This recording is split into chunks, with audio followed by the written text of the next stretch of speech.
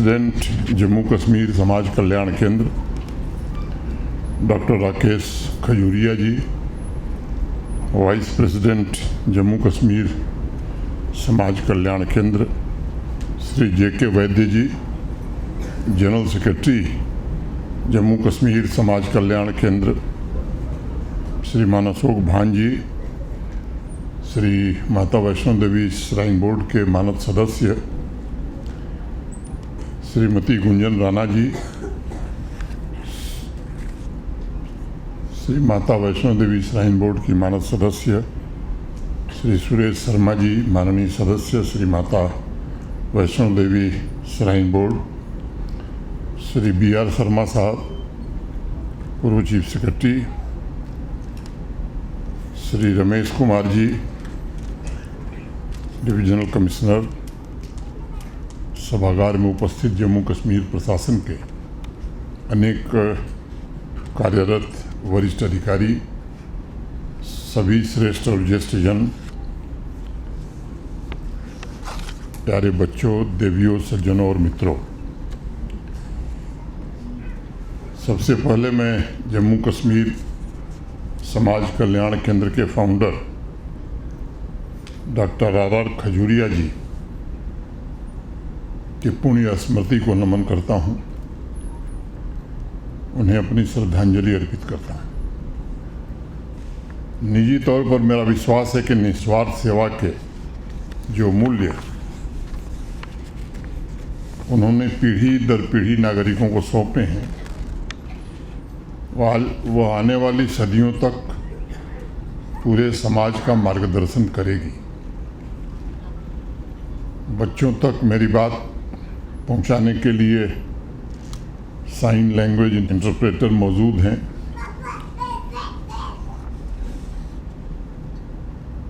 सुविधाजनक तरीके से जो हम सब कह रहे हैं वो उनको पहुंचा भी रही हैं। सबसे पहले तो मैं समाज कल्याण केंद्र के सभी पदाधिकारियों, टीचर्स एवं बच्चों को, इस पूरे परिवार को स्थापना दिवस की बहुत बहुत बधाई देता हूँ। बच्चों द्वारा प्रस्तुत किए गए साइन लैंग्वेज में जो प्रस्तुति हुई हम सब ने देखी है, निश्चित रूप से उसकी जितनी भी प्रशंसा की जाए, सराहना की जाए, वो कम है। उसके लिए भी मैं जिन लोगों ने उन बच्चों को इस स्तर तक तैयार करने में परिश्रम किया है, उनको बधाई देते हुए बच्चों को भी फिर से बधाई देता हूँ। 26 जनवरी को पिछले साल रिपब्लिक डे फंक्शन में भी इन बच्चों ने अपनी प्रस्तुति दी थी। साथ ही आज के सभी बेहतरीन सांस्कृतिक कार्यक्रमों के लिए भी आप सब बधाई के पात्र हैं।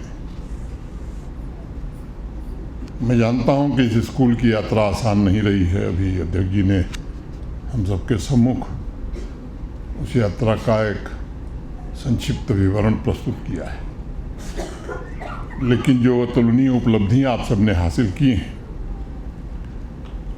मैं समझता हूं कि वही यात्रा की थकान को मिटाने के लिए काफ़ी है। Doctor R.R.. खजूरिया साहब ने भीष्म पितामह की तरह सेवा का एक संकल्प उठाया था और अपना पूरा जीवन समाज के हित और दिव्यांग बच्चों के एम्पावरमेंट के लिए समर्पित किया था। मैं समझता हूं कि बच्चों का एम्पावरमेंट हो या समाज का उत्थान, ये डॉक्टर खजूरिया के लिए दया की बात नहीं थी, बल्कि वह तो समाज और बच्चों में स्वाभिमान जागृत करना चाहते थे। जिन्हें वास्तव में सहारे की ज़रूरत है, वो कैसे स्वावलंबी बने, ऐसी व्यवस्था निर्मित करने का प्रयास डॉक्टर खजूरिया ने अपने साथियों के साथ प्रारंभ किया। हम सब जानते हैं कि पिछले 10-11 वर्षों में इस देश में भी दिव्यांग जनों के लिए जो काम होता रहा उसमें भी एक बड़ा बदलाव आया है।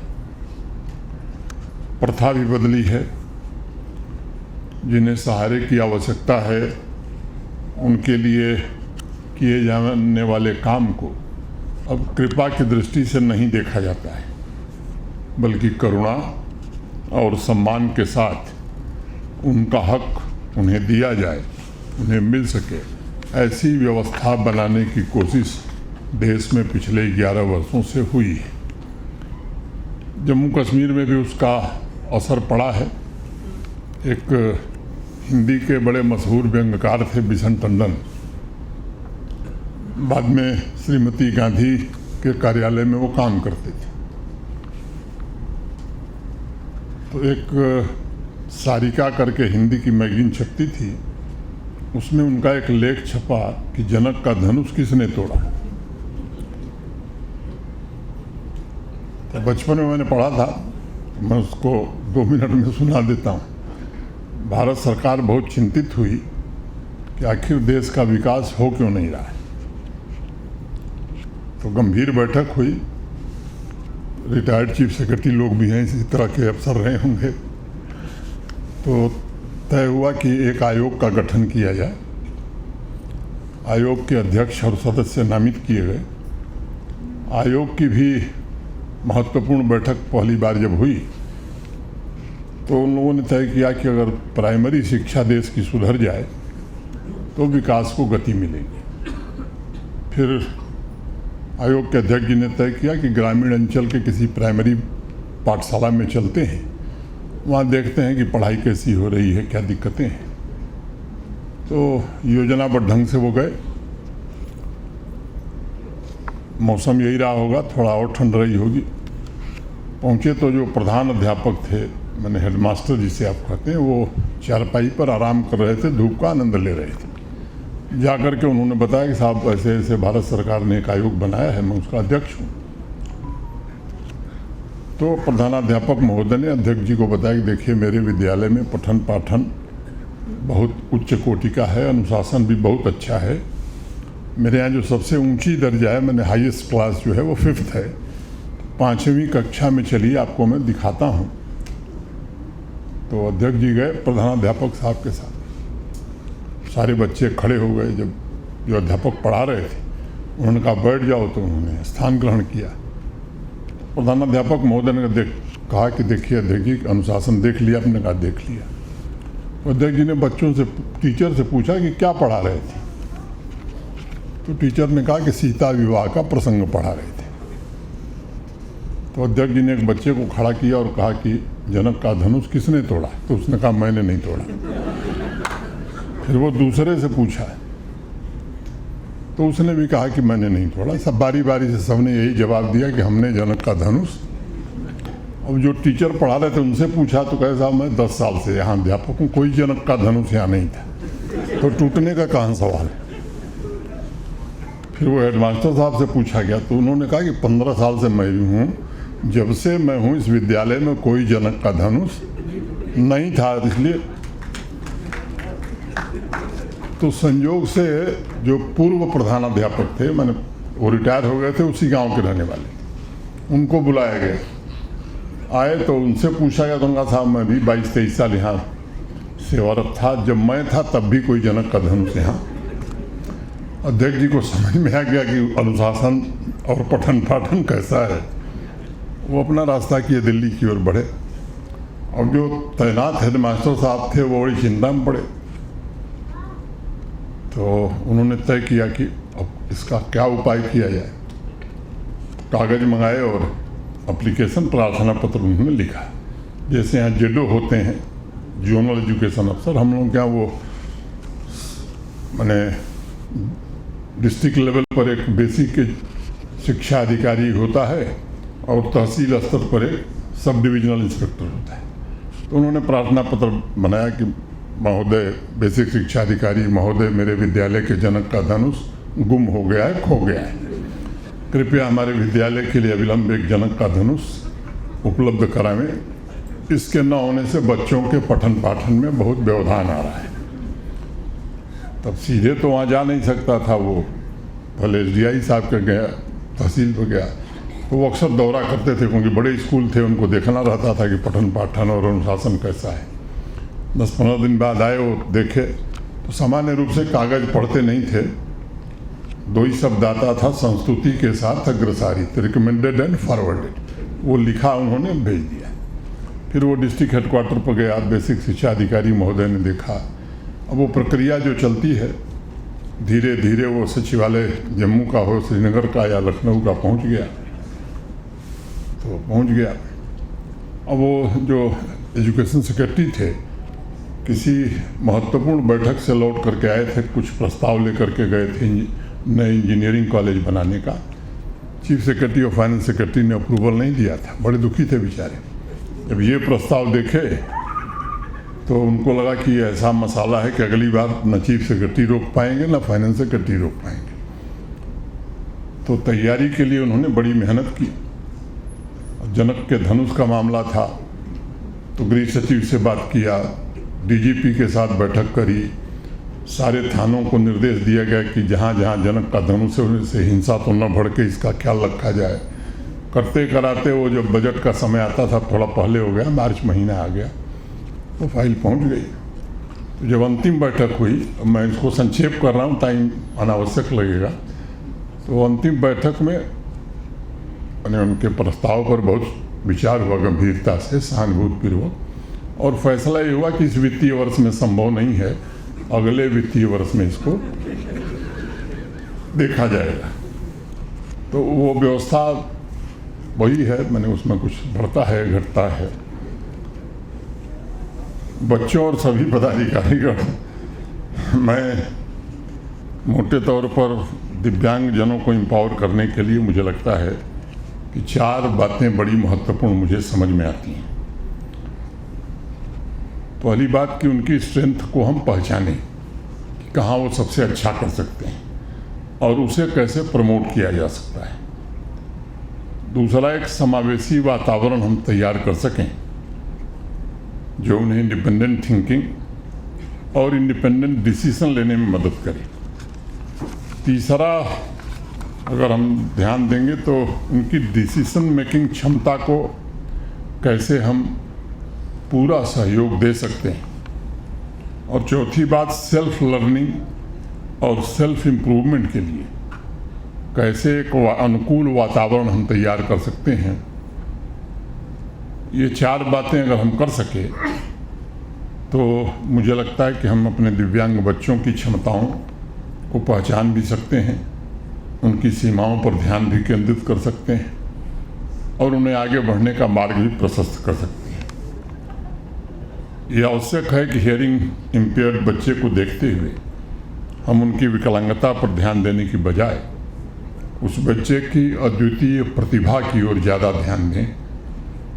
ये आवश्यक है कि उस बच्चे में किसी प्रकार की कमी के बजाय हम उसके भीतर जो एस्पिरेशन है उसे पहचानने और देखने की कोशिश करें।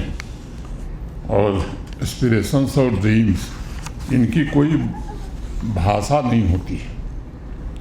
ये अनहद नाद की तरह हर एक हृदय, हर एक धड़कन का अभिन्न हिस्सा होता है। और इसलिए दिव्यांग बच्चों के सपनों को पढ़ना और सुनना केवल नहीं है, बल्कि उसे महसूस भी करना है, उसे एक ऐसी व्यवस्था दे सकने का इंतज़ाम करना है जिसमें वो अपनी ताकत, अपनी प्रतिभा का सदुपयोग करके अपने सपनों और अपनी आकांक्षाओं को पूरा कर सके। सरकारी स्तर पर भी काफ़ी प्रयास हुए हैं, उसमें मैं जाना नहीं चाहता हूँ। फिजिकल सोशल बैरियर समाप्त हों, इसकी कोशिश हुई है। एक बात जो अध्यक्ष जी आप कह रहे थे, पहले इनके लिए आरक्षण नौकरियों में 3% था, वो 2014 के अंत में ही ये फैसला हुआ। अब 4% पूरे देश में है और जम्मू कश्मीर में भी वो 2020 में लागू हो गया। तो सरकारी नौकरियों में इनके लिए जो रिजर्वेशन है वो 4% है।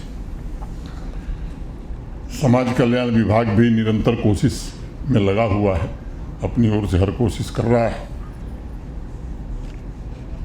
दिव्यांगजनों की सलाह को कैसे हम अपनी नीतियों में शामिल कर सकते हैं, ये एक बात अगर ध्यान में रखी जाए तो जो नीतियाँ बने, नियम बने, कानून बने, अगर उनके परामर्श को हम शामिल करेंगे तो मुझे लगता है कि उनकी सलाह और टेक्नोलॉजी ये बेहतर स्थिति प्रदान करने में हमारी मदद कर सकते हैं। अनेक स्वयंसेवी संगठन भी हैं यहाँ जो काम करते हैं, हर तरह की मदद की कोशिश भी वो करते हैं। प्रशासन की ओर से भी कई प्रयास हुए हैं।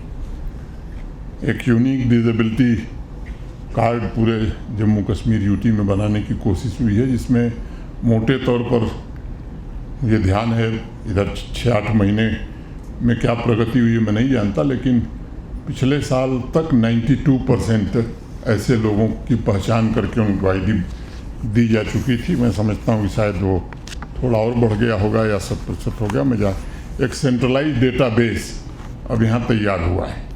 इससे सरकारी और गैर सरकारी दोनों जो सहायता है वो सहूलियत से उन्हें मिल जा रही है। 2020 के बाद से और पिछले वर्ष तक 556 सरकारी पदों पर ऐसे लोगों की नियुक्ति यहाँ हो सकी थी और सोशल वेलफेयर के आंकड़ों के अनुसार लगभग 3 लाख से ज़्यादा दिव्यांगजनों को विभिन्न प्रकार की सहायता जम्मू कश्मीर प्रशासन के द्वारा या भारत सरकार की विभिन्न योजनाओं के द्वारा मिल रही है। अब उनकी उद्यमिता के लिए भी भारत सरकार ने काफ़ी बेहतर इंतजाम किया है। बहुत सब्सिडाइज रेट पर उन्हें पर्याप्त धन, अभी भारत सरकार के माननीय मंत्री समाज कल्याण के पिछली बार जब जम्मू आए थे तो कई दिव्यांगजनों ने उनका लाभ भी उठाया, उन्हें पर्याप्त ऋण भी दिया गया है। तो मैं समझता हूँ कि स्पेशल ग्रांटिनेट का एक प्रोविज़न भारत सरकार ने किया है। अब इसमें मैं ज़्यादा ध्यान न देते हुए, अभी अध्यक्ष जी ने कुछ बात कही है, मैं समझता हूँ कि श्री माता वैष्णो देवी श्राइन बोर्ड मूलतः जम्मू कश्मीर और देश के श्रद्धालुओं के कारण ही इस स्थिति में पहुंचा है। तो इस तरह के काम करना, ये मैं मानता हूं कि ये नैतिक जिम्मेदारी है श्री माता वैष्णो देवी श्राइन बोर्ड का। और इसलिए भान साहब हैं या शर्मा जी हैं, कुंजन राणा जी हैं, यानी ऐसे फैसले पिछले दिनों में हुए हैं कि देश भर के श्रद्धालु आकर के वहाँ दर्शन भी करते हैं, श्राइन बोर्ड की मदद भी करते हैं। तो गुरुकुल, वैदिक स्कूल, मंदिर कैसे बनाए जा सकें और इस पर निरंतर काम हो रहा है। अनेक ऐसे संस्कृत पाठशाला या गुरुकुल हैं जिनको आर्थिक सहायता दी गई है। वहाँ जो विश्वविद्यालय चलता है उसमें भी डोगरी और वैदिक studies, oriental learning and theology, ये विशेष रूप से ये पिछले 3 साल से प्रयत्न हो रहा है। और क्योंकि मैं निजी तौर पर ये मानता हूँ और बोर्ड के सभी माननीय सदस्य भी ये मानते हैं कि जिन लोगों के कारण वो श्राइन बोर्ड है वो आस्था के कारण आते हैं, और इसलिए यहाँ भी आस्था के जो केंद्र हमारे हैं उनको कैसे आगे बढ़ाया जाए। जो सनातन संस्कृति को यहाँ तक पहुँचाने में जिन चीज़ों ने हमारी मदद की है उनको कैसे आगे बढ़ाया जाए, ये जरूर श्राइन बोर्ड का दायित्व है। तो इसको हम लोगों को प्रसन्नता होगी। हम लोगों को क्या, मुझे लगता है कि जो भक्त दान देते हैं वो भी, उनको भी माता वैष्णो देवी का आशीर्वाद मिलेगा और इन बच्चों का आशीर्वाद मिलेगा, तो और ज़्यादा उनकी बढ़ोतरी होगी।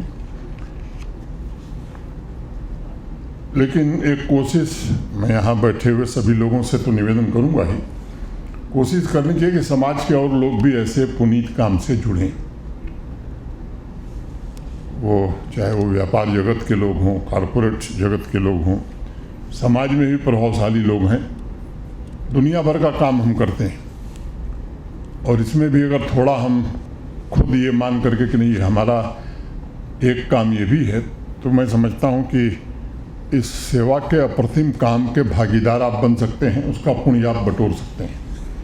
हमारी संस्कृति में भी कहा गया कि सेवितव्यो महावृक्ष फलच्छाया समन्वितः, अर्थात फल और छाया से युक्त बड़े वृक्ष की सेवा करनी ही चाहिए। यदि किसी दुर्भाग्य से उसमें फल न भी लगे तो भी उसकी छाया से तो कोई वंचित नहीं हो सकता। तो निस्वार्थ भाव से की गई सेवा का फल आपको नहीं मिलेगा, किसी न किसी को तो जरूर मिलेगा और अवश्य मिलेगा। और ऐसा समावेशी समाज ही शक्तिशाली होता है, और ये हमारे पूर्वजों की परंपरा रही है। ये सभी व्यक्तियों को भी महत्व देता है, अवसर भी देता है, और इसके कारण समाज में आपका सम्मान भी बढ़ता है। बिना किसी भेदभाव के हर नागरिक की सक्रिय, न्याय संगत और सम्मानजनक भागीदारी ऐसे कामों में सुनिश्चित हो, इसमें सबको बढ़ चढ़ करके आगे आना चाहिए। मैं यहाँ उपस्थित सभी स्टूडेंट से विशेष रूप से कहना चाहूँगा कि अब देश हमारा तेज़ी से बदल रहा है। इस बदलाव ने सुनिश्चित किया है कि अब भारत की नई पीढ़ी सिर्फ सपने नहीं देखेगी, बल्कि उसे पूरा करने का संसाधन और सामर्थ्य भी उन तक यह देश पहुंचाएगा, देश की सरकार और देश का समाज पहुंचाएगा। ये वातावरण देश में बनने लगा है। तो हम सब भी ये चाहते हैं कि ये बच्चे, इनकी आंखों में बड़े सपने पलें, और केवल पले नहीं, वो पूरे हों। मैं इतना ज़रूर कह सकता हूँ कि आपके सपनों को पूरा करने के लिए हम सब भी अपनी पूरी ताकत से जी जान लगाएंगे। नई पीढ़ी को एक और चीज़ का विशेष ध्यान रखना होगा। आजकल अनेक तरह की ताकतों का षड्यंत्र भी देश में चल रहा है। कुछ ताकतें हैं जो भारत की प्रगति को रोकना चाहती हैं। ये तत्व देश के बाहर भी हैं, देश के भीतर भी हैं। इनको पहचानने की भी बड़ी ज़रूरत रहती है। लेकिन मुझे लगता है कि माता वैष्णो देवी के आशीर्वाद से, या मैं पता नहीं आशावादी ज़्यादा हूँ, और मानता हूँ कि भारत के तीव्र आर्थिक विकास को अब दुनिया की कोई ताकत रोक नहीं सकती है। भारत और आधुनिक और ताकतवर होकर के उभरेगा ही। मैं एक बार पुनः आप सभी को 45वें फाउंडेशन डे की बहुत बहुत बधाई देता हूँ। सभी बच्चों को विशेष रूप से, और संस्थान के पदाधिकारियों और सभागार में उपस्थित सभी सज्जनों को दीपावली की अग्रिम शुभकामना देते हुए मैं यहीं अपनी बात पूरी करता हूँ। धन्यवाद। जय हिंद, जय भारत।